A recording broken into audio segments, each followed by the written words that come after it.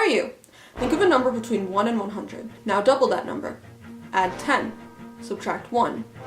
Add 5. Subtract 8. Take this value and divide it in half. Finally, subtract the number you started with. Now, this final number says a lot about who you are. Here's what it means if you ended up with an odd number between 1 and 10. You have a need for other people to like and admire you, but you have a tendency to be critical of yourself. Though disciplined and self-controlled on the outside, you're often worrisome and insecure on the inside. At times, you are extroverted and sociable, while at other times you are introverted, wary, and reserved. Some of your aspirations tend to be pretty unrealistic. Now, if you ended up with anything else, you're bad at math. If you couldn't tell already, this whole thing is a scam. You lied to me!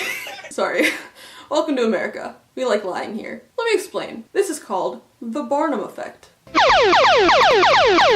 It's the kind of thing that the skeptic in me, which is all of me, both loves and hates. Basically, most, if not all of you, just accepted the description that I gave to you because you thought it had some significance to you in particular.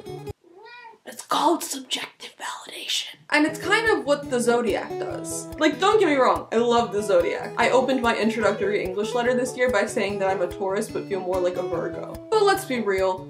It's all kinda arbitrary. Like, I know there's a certain amount of truth to astrology, but like, cosmopolitan. Like, if I read some astrology thing that applies really well to me, I'm like, yes, the stars know! But if something doesn't apply, I'm like, well, yeah, because it's all fake. Now, there are many things that can cancel out the Barnum effect. The first being self-serving bias. Like if I sit here and tell you, oh, the reason you got the number 3 is because you have so much untapped potential and you don't give yourself enough credit for how far you've come.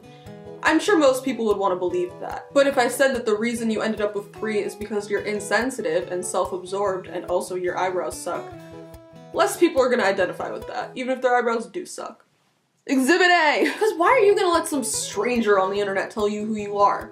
That's another factor. I'm just a random teenager on YouTube, so you might have been skeptical of this whole thing going in. But if this was being told to you by someone who looked like an authority figure or an expert of this subject, you'd probably believe them. Also, as I mentioned before, part of the reason this works is because of subjective validation, so if I took out the test at the beginning and just gave you a bunch of blanket statements, you might reject them. Now, for a true analysis of character. I'm sensing that you have some close relationships with people, but you wish that other relationships were closer than they are. In some environments you feel really confident and in your element, while in others you feel timid and out of place. And sometimes you make decisions.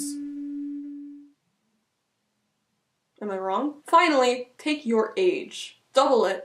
And then subtract 10. Square that number. Add 20. Divide it by 4. Now subtract 30 and divide that by your age. Finally, add 9. And that, ladies and gentlemen, is your age 1 year ago today. Algebra is useless in real life. Try again, sweaty. Thank you for watching. See you next week. Camera, please don't break down again. Is that a heart? No, it's not. I tried my hardest. I tried my hardest.